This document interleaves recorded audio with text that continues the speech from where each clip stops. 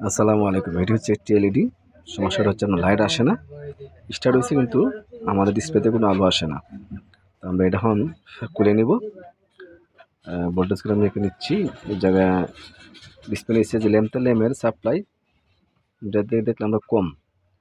তো সার্কিটের মধ্যে দুইটা ফিল্টার এগুলো খারাপ, এই যে একটা ফিল্টার, এই যে একটা ফিল্টার, এই দুইটা ফিল্টার খারাপ, ঠিক আছে। এটা আমরা এখন চেঞ্জ করব।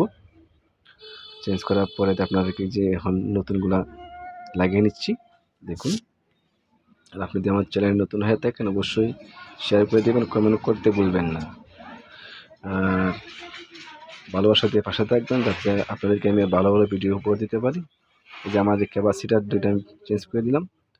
এখন আমরা এটা কালেকশনগুলো করে নিব।